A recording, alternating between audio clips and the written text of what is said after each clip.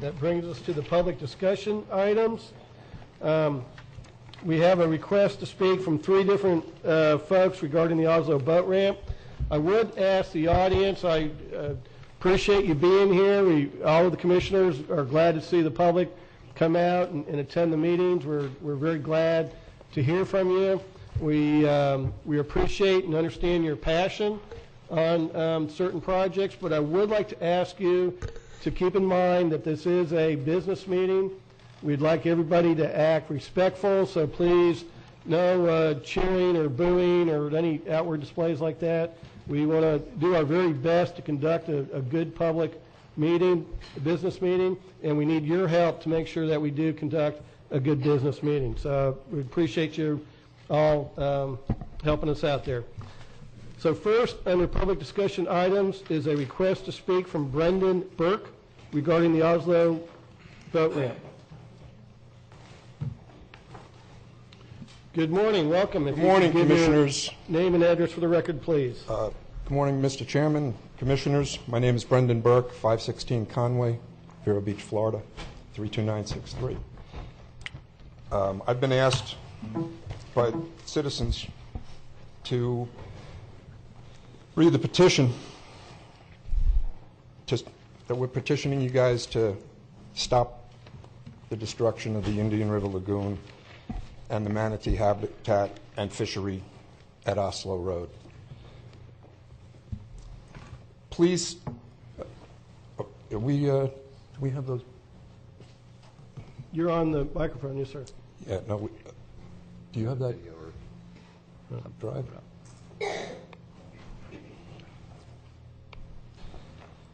The petition reads, please stop the destruction of the Indian River Lagoon seagrass, mangroves, fish, and manatee habitat at Oslo Road.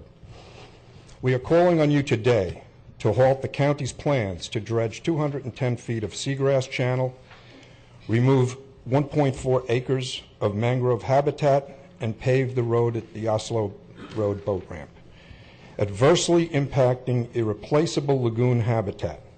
We urge that you spend no public money to further pursue this unpopular and destructive project. You all value our world-class lagoon and must act to protect it now. Hundreds of citizens, conservationists, fishermen, scientists, state and federal agency staff, and others have told you that. This project will adversely impact essential fish habitat, our endangered manatees, seagrasses, mangroves, and other invaluable lagoon resources that we are all striving to protect. The Oslo Road habitat, next to an aquatic preserve and a bird rookery, and in a designated conservation and shellfish area, provides a wealth of ecosystem services. The Oslo Road area is the largest manatee protected area in Indian River County, and the U.S. Fish and Wildlife Service found that the project would increase manatee deaths. The majority of off-site mitigation projects for wetlands have failed. This habitat can't be recreated elsewhere. According to the scientists, it is truly irreplaceable. There is no evidence that the channel was ever dredged out to the seaward extent of county-owned submerged lands. So the project will create a new and extended channel, which is prohibited by our county's official manatee protection plan. The unpaved road has been there for 50 years. The lushest, most highly productive seagrass beds in the county flourish right there. Clearly, road runoff is not harming the seagrasses, but paving the road with non-porous materials will. The present boat ramp is large enough to accommodate demand, and the county's own statistics show there is no increase in need for these facilities in Indian River County. Boat ramps at facility-rich Riverside, McWilliam Parks are less than 7 miles away. There's also Torpy Road and Stan Blum Park. We have other ways to go about this. The proposed $1 million project promises significant risk and harm to the lagoon. We all value this enormously. There's no benefit. We haven't seen an upside to this. Please act on behalf of our county taxpayers and the health of the Indian River Lagoon to terminate this project once and for all. I've come to you before and during the fertilizer ordinance, and I talked about doing no harm, and I still believe that. It's, if we put that road in there, the first rain is going to affect that juvenile population of snook and tarpon that exists 0.8 of a mile from the river's edge. That fragile, these little fragile little minnow-looking fish, that first rain is going to put a sheen on that water in there. These fish in there, they get their oxygen because there's not a lot of dissolved oxygen in the water in there. They get their oxygen from slurping air off the top of out of the water. That's where the sheen's going to be. So I expect to see a lot of mortality of juvenile fish when this occurs.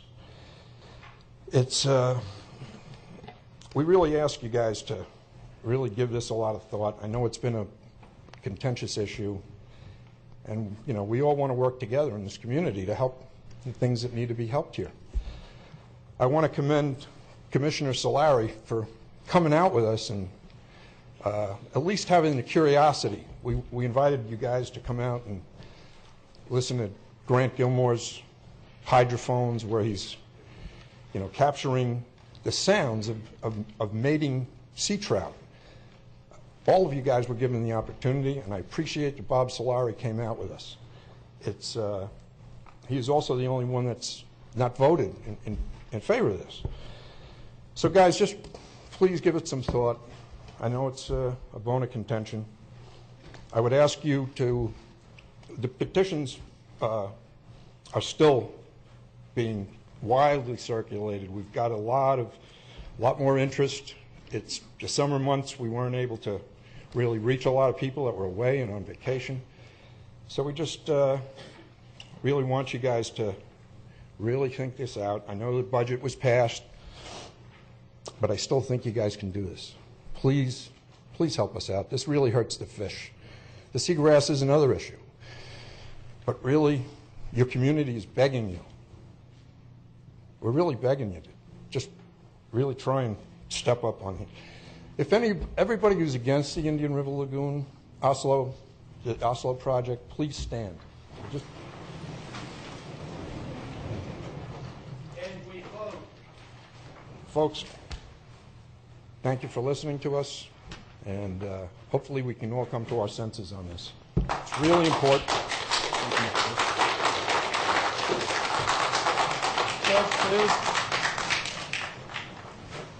Next is a request to speak from Diane Morgan and John Warner regarding the Oslo boat ramp project. Welcome. Your name and address for the record, please. Hi, my name is John Warner.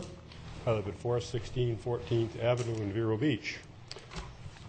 I am a volunteer at the Manatee Center in Fort Pierce, Harbor Branch Oceanographic Institute, and the U.S. Fish and Wildlife Service. I'm also an adjunct professor of chemistry at IRSC.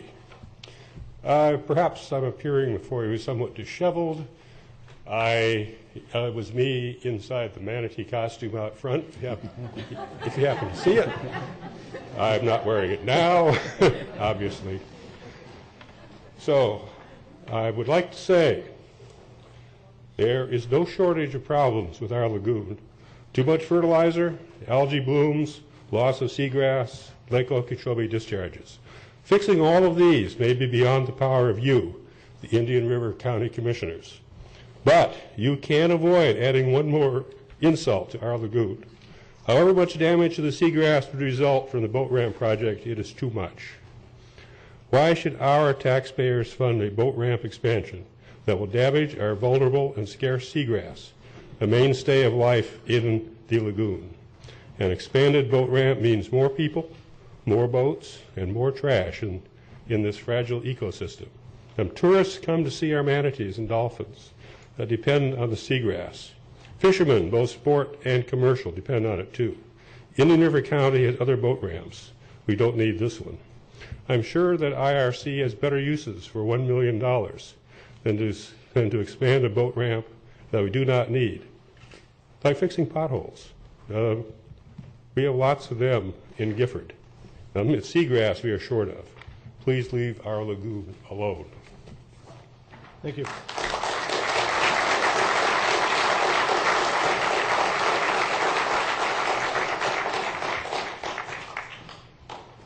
Good morning. My name is Diane Morgan, 416 14th Avenue, Vero Beach. I am a docent with the Manatee Observation Center. I am a volunteer with the Save the Manatee Club. I am a worker at the Harbor Branch Manatee Project. I'm not a scientist. But I have a modicum of common sense, which is mightily offended at the notion that this county needs yet one more big boat ramp. If I sound slightly angry, I am, except at you, Mr. Solari. Thank you for your support. Our pastor offered a prayer, and the heart of that prayer was care for the beauty of God's creation. You all said amen to that. I heard you. I was out at the boat ramp the other day. There was only one other person. It was a fisherman walking waist deep in the water, collecting bait fish with his net. A manatee drifted silently by and turned toward the bank of seagrasses. He knew this is the last healthy seagrass in the lagoon, the final salad bar. What's going to happen to the grass and the manatees when the big propellers hit both of them, roaring off that boat ramp? In the dim evening light, the silence was deep, strong, and precious. I thought, when that new boat ramp comes, all of this will go away. It will never come back. What will be next? A marina? A new bait shop? Right next to me, a raccoon, half hidden in the red mangroves, peered out anxiously, wringing his hands. Even he was worried. Mr. Commissioners, this river is the lifeblood of our treasured coast. It is a living organism. It is not an object to be manipulated by whims and greed. It is a magical being. It is made of river and ocean, fresh and salt, wind and tide, mangroves and seagrass. It is fish and fishermen, crabs and cormorants, dolphin and manatee, pelicans and people. It's a vital, fragile community. It feeds our bodies. It nourishes our spirit, and for some of us, it lines our pockets. But is this river only for the rich? This treasure is not inexhaustible. Like all beings, it needs replenishment. Salt from the sea, fresh water from the rivers, the animals who thrive in this magical mix. From us today, it's asking one thing: leave it alone. A massive, expensive boat ramp will destroy the mangroves. The accompanying dredging will kill the grass. The roar of the power boats will kill the silence. Mr. Commissioners, our lagoon, our fish, our manatees, and our taxpayers are innocent victims in this scheme to rip out the mangroves, rip up the river bottom, and rip off the public. How dare you? Why don't we just fill the whole lagoon up with sand, pave over it, and forget about it? It could become a giant parking lot right on the beach. You might as well. You're killing it anyway. You have no right to take this from our children. We had a wonderful presentation from the Genealogical Society. May I suggest our children are as important as our ancestors? Thank you.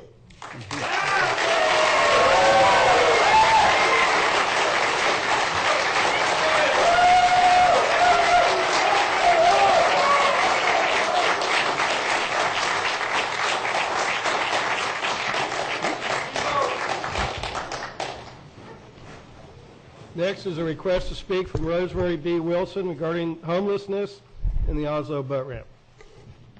Welcome. Your name and address, please. Rosemary Bee Wilson, 1490 Fifth Avenue, Vero Beach. I just want to mention a little something on homelessness. The city last week took action to curb some of the problems with the vagrants. Affidavits are being signed by property owners and business owners to have panhandlers removed so as to avoid confrontations with law-abiding citizens, and I would hope that the county would take some action as well. As far as the lagoon is concerned, you all have been rejected by the state for funding. You've been rejected by the Inland Navigation District for funds. The citizens of Indian River County are not in favor of our tax dollars, $1 million to be spent on a needless project on a seriously damaged and hurting lagoon. The timing is all wrong. Why are we even here today after all these years? You have not yet heard the voices of the citizens. The lagoon is not only in our backyards, it is a national treasure. You cannot be certain that damage won't be done. The sensitivity of the lagoon is embedded in the minds of the citizens. If this is for the convenience of a few that can well afford to launch from other locations, it's wrong. Citizens are asked to plant mangroves and oyster beds. The $1 million should be spent on saving and healing the lagoon. We citizens have created the problem. We will correct the problem with your help. Although you are in a position of strength, I'd like to see you exercise your responsibility as servants of all the people and abide by their wishes. And I just want to mention, respect goes both ways. Mr. O'Brien, you owe Lang Sites an apology. Your conduct was unprofessional and a disgrace. Thank you. Mr. Chairman? Rosemary?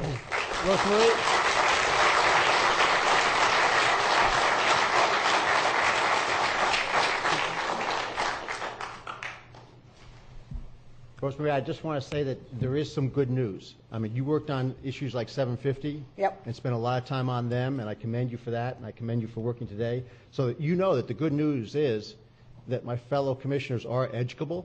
So please, keep up your efforts. We certainly will. We'll be back next week. Thank you very much.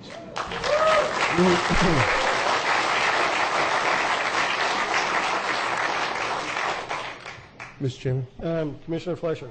we don't customarily take motions during the public discussion items, and I will respect that. But I'd like to ask something.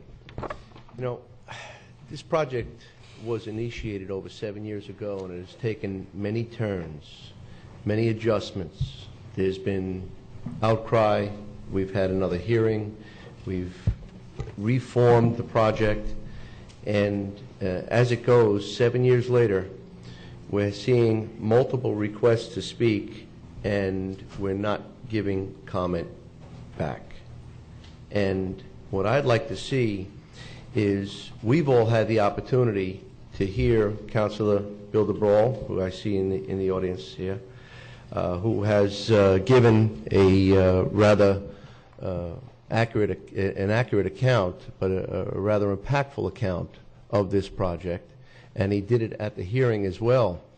I don't know if many members of the public had the opportunity to hear it other than those in attendance, and I'd like to see if we have a consensus to have Councilor Bill DeBrawl give that account, give that presentation, so we might be able to sort through some fact, some fiction, and best educate all of us and all of the citizens with the account of how this project has evolved and the why and the wherewithal, and perhaps this will open up more fervent discussion. Mr. Chairman. Commissioner Davis. Mr. Chairman, I think that's a great idea. And I've gotten a lot of emails and some phone calls, and I've tried to call everybody back and tried to do so before this meeting as best I possibly could. But in the meantime, I mean, just starting again this morning with somebody that was opposed to it, and I'm not saying that anybody's right nor wrong in this instance. I'm not either. I respect everybody's opinion, and more importantly, I respect your resolve. As you know, I am in favor of this project. I'm in favor of this project because I believe in whenever we're done, it's going to help things down there, and nobody hears that because we've had to be quiet on this whole issue until the litigation was over. And the lady, whenever I got off the phone with her, said, "Well, why doesn't somebody say that?" And again, it wasn't me telling her that her opinion was wrong or mine was right. It's the simple fact of the improvements down there. I am of the opinion it will make things better, not worse. And I truly believe in that. But nobody's had the opportunity to hear me just sit down in a casual conversation or even hear the other side of it. So, Commissioner, I think that that's very wise, and I would support that as a motion. Well, Mr. Chairman, will you accept the motion on a public speaking? Let's make that motion. Second. What exactly is the motion? When are you having I this? think to have staff come back Okay, and... come back. I think we can just, I'd rather not take a vote on it. I think we can easily take consensus like we've done, which is the Fine. proper way. Fine. And I'd be happy to have them. I think it's, getting more information out is a wonderful thing. So Absolutely. just ask them to come at the next BCC meeting. if he's- Probably Dylan, would Bill be able to have something by October 4th? Well, he's here. We might be able to. I'm pretty sure we can have something ready for the next meeting on October 7th, sir. Okay. I have one other question. Commissioner Burke? I don't remember the individual's name that provided some testimony at the hearing. I believe it was someone from St. John's that was a neutral presenter, just presenting their facts from their agency side. I think that person's testimony, and again, I don't remember their name, but when you read some of the material that was presented by them, it also explains and paints part of the picture. And I don't know if I'd probably leave it up to Bill if he feels that would be an additional layer of explanation on kind of sorting through the fact and the fiction of some of the things that are moving around. I think we can just ask the staff and Mr. DeBraw to come up with the best, most informative, scientifically based presentation he includes can. them, yeah. Try to make it neutral and try to bring out all the information on both sides, but just make it the best presentation possible for the public because the public deserves it. And one last item, I have a copy of I think it's 648 petitions that is what started the process for that project down there. I think we have I know I have a PDF list of those people, but if that's going to be brought up as a means of emailing that group of people, that was what initiated the start of this, early days of this.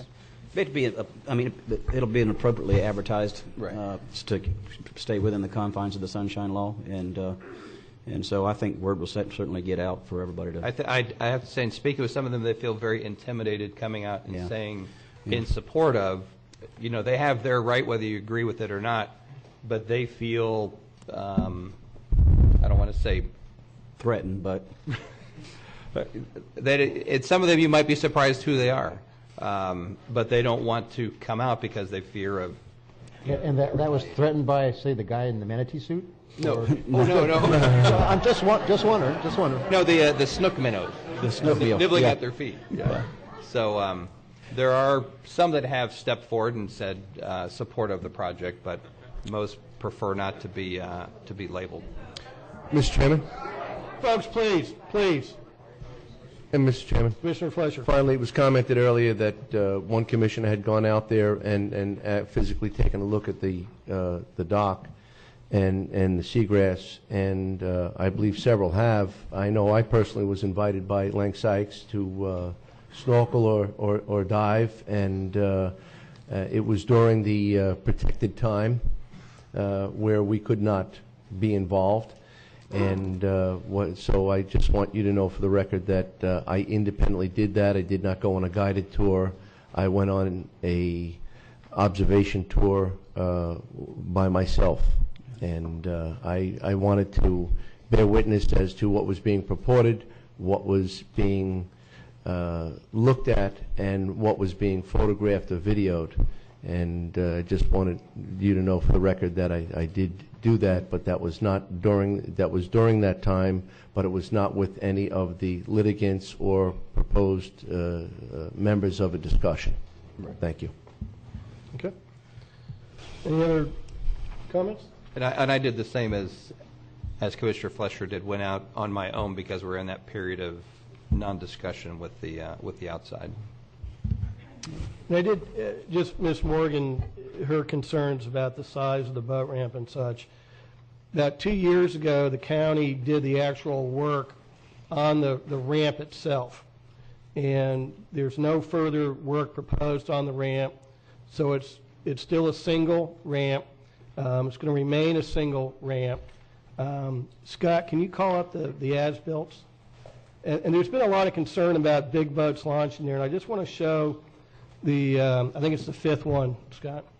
I just want to show the as-built of Can you rotate that any, Scott?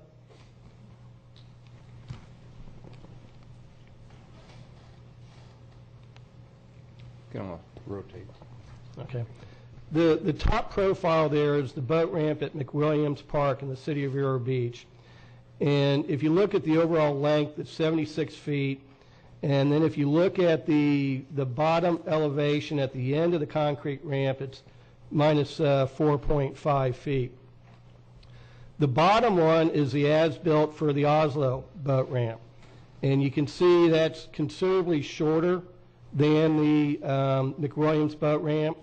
And the bottom elevation is only minus 2.9. It's considerably shallower. When we built the actual ramp part, we specifically made it shorter and flatter, specifically so that large boats cannot launch there. I have a 22-foot center console boat, exactly the type of boat that you all are worried about going off Oslo ramp. You can believe me or not, but I can tell you 100%, there's no way with that short of a ramp, that flat of an angle, and that shallow bottom end of the concrete, I cannot launch my boat physically at Oslo boat ramp. I do launch up at McWilliams boat ramp because it's longer, a little steeper angle, and it's deeper. I can launch my 22-foot boat there. I don't care if that channel at Oslo is 100 feet deep, I still can't get my boat off the ramp to launch there. That's the limiting factor. So I want to show you all this because we designed it so big boats can't launch there. We're well aware that big boats don't belong there. That's been one of our main things from the get-go. It's a small boat ramp. It's for flats boats. It's for canoes. It's for pontoon boats. All of the shallow water type boats, and that's why we made the ramp so short and so shallow that big boats can't launch there. The other thing, Ms. Morgan, is currently the area off the Oslo boat ramp is seasonally unregulated. During the summer, that means boats can go flying through there at any speed they want. It's totally unregulated. Part of the permit is the county will change the manatee speed zone from the shoreline all the way out to the intercoastal waterway to year-round slow speed. So we are adding additional protections for the manatees. So, pardon? You can protect the manatees now without putting in the boat ramp. You don't have to put in a boat ramp to protect the We are not putting, Ms. Morgan, Ms. Morgan, please. We are not putting in a boat ramp. The boat ramp exists. I'm showing you the size of it. It's not going to be a big boat ramp. It's not going to be a massive, extensive ramp as you characterized it. It's a very small. You can protect the manatees right now. Again, this isn't the time or place Right. for a back Mr. and Chairman? forth. Well, Mr. Chairman? I'm just, no, Mr. Sorry, I was just presenting my side. Mr. Chairman? Mr. Chairman? Commissioner Fletcher. Yes, and I don't own a boat, but I understand your concerns and the public's concerns. With that, it sounds like we have a consensus for the next meeting. And as a point of order, we did leave a motion on the floor, so I believe that we will be withdrawing that motion. And We'll just by consensus. we're going by consensus that we will have a presentation and discussion on the evolution of this whole process. And that'll be October 4th, and we hope everyone that's here today will come back on the 4th. 7th. October 7th, excuse me, Tuesday, October 7th. 9 o'clock. And we invite you all back for that meeting. We'll take a Brief recess. 5-minute brief.